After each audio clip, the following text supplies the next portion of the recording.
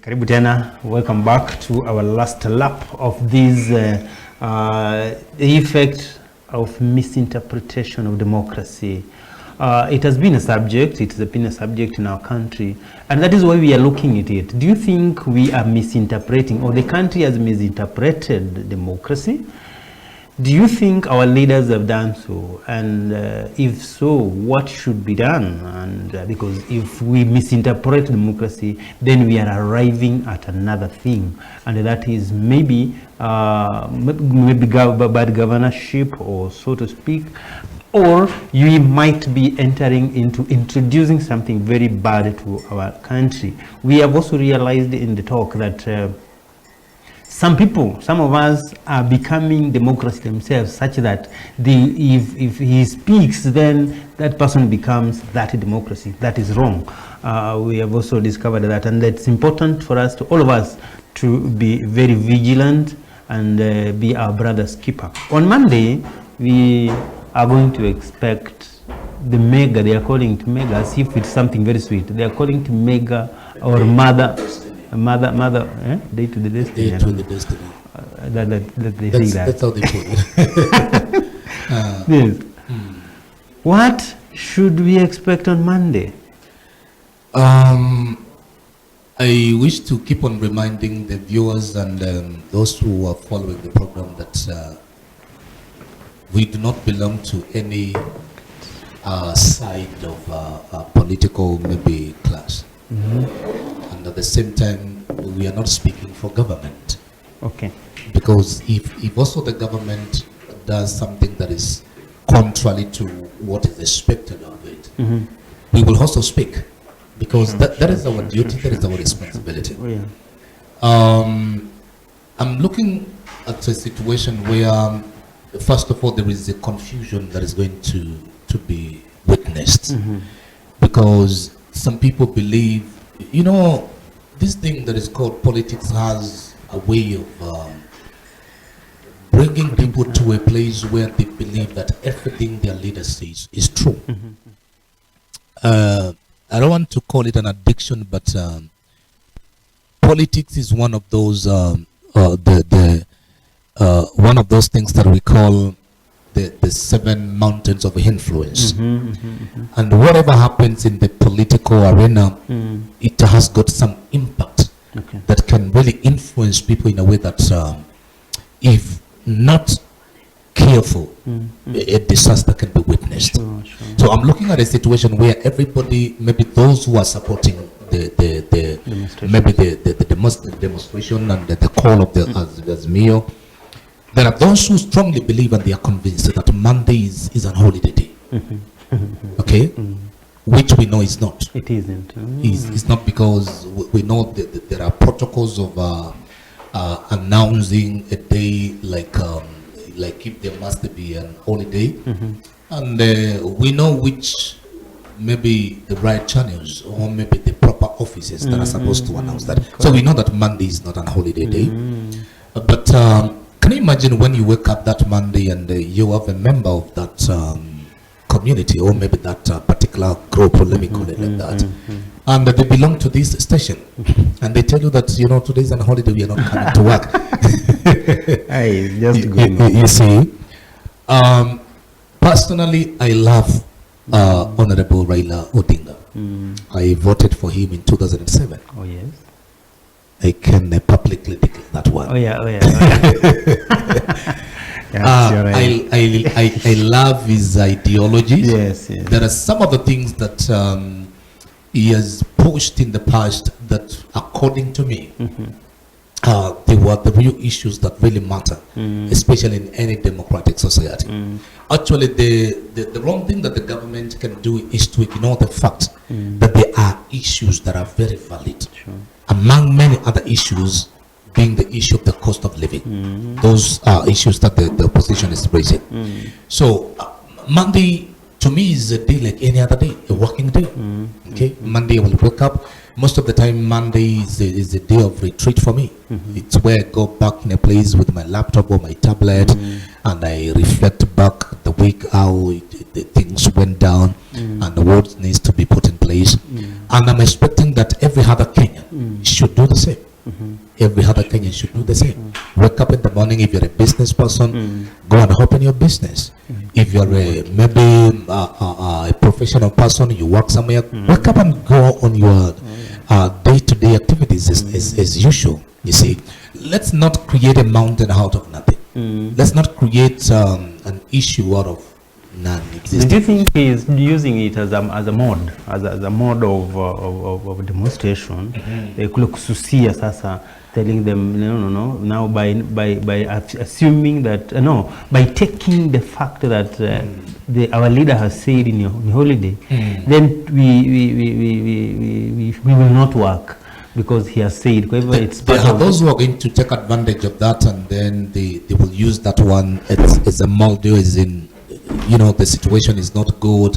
Actually, there's some people who will not report to work, and if their bosses ask them, they'll say, Monday it was an holiday that was announced, or maybe we feared maybe something bad might happen.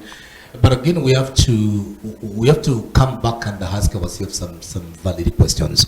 Like, if you have a family that you feed, and you wake up on that Monday, and you spend the whole of that day outside there, and you did not go and hustle and get what you usually get, who among those leaders, have you ever seen any of them, like, now we have gathered, we spend the whole day fighting, whether this fight is for us or we are fighting for you, at the end of the day when we are going back home, because we are not going to do it 24 hours, we will need to go back and hit, actually, so that we get some strength to come back again in case if we are needed. How many times have you seen one of those leaders wake up and say, I have spoken to this maize miller or maybe this particular manufacturer and supplier, and we have agreed that on this particular day, before we start the demonstration, there's going to be a supply of unga, that everybody is going home with a bundle of unga. Are you getting that point? Have you ever seen that? Because if you want me to do something that you believe is the right thing, then you have to show me how to do it so that I can follow. Because a leader is not a leader because you can speak. A leader is a leader when you can influence people in a positive way. So if you're calling me to engage in the process of something, that at the end of the day, I'll be disadvantaged. Okay? Sure. I'll be disadvantaged. Sure. And when you leave that place, you're going to use your Prado, your very expensive maybe car, you have your bodyguards, you are going home. And this is when the issue comes in. These people, they will tell you, if it was for me, I have everything. I will just rest because I have everything. So this fight is about you. Sure.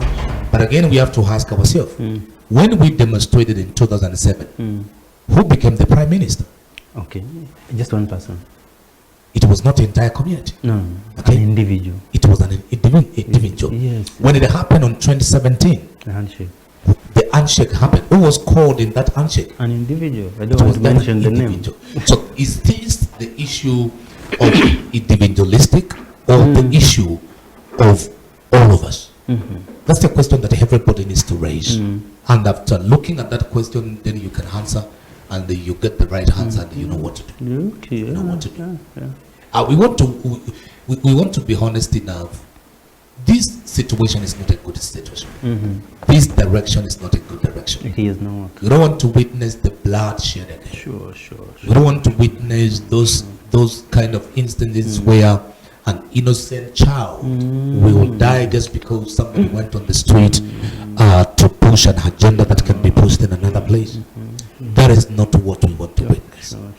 As a man of God, as a spiritual leader, I can urge everybody believes in peace. Everybody that believes in dialogue. This is not the time for this. Yes.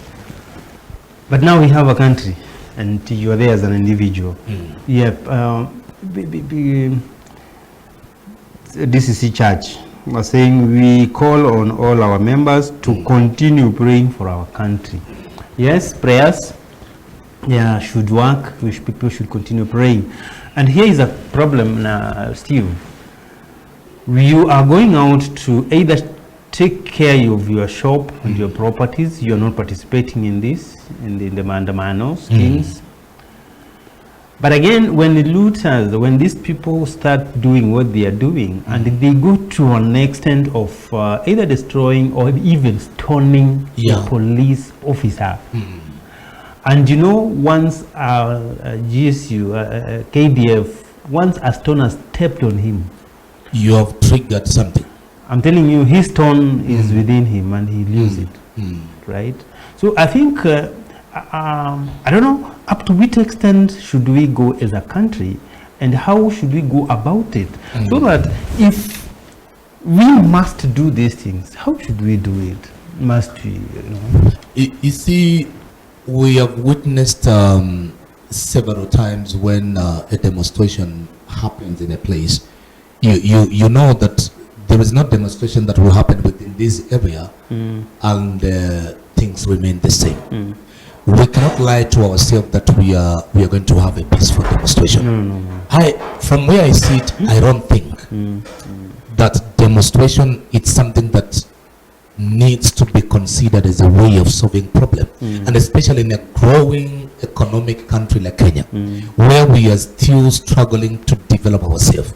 We are still struggling actually to recover the situation of economy. We cannot insist that we want to go on with the demonstration and at the same time expect that we are going to have an economy that is going to sustain us. Is either we want to have it the way it is, or even worsen it, or we want to remedy the situation and then choose the right thing to do. Okay? Because if for sure the issue is the economy and the cost of living and many other things of maybe the inclusivity, they are right channels to use. They are right channels to use. If you ask me, a demonstration should happen when finally we have established that we have a president who is a dictator, a man who does not listen to anybody, a man who is not even willing to follow the constitution, a man who does not adhere and abide to the rule of law.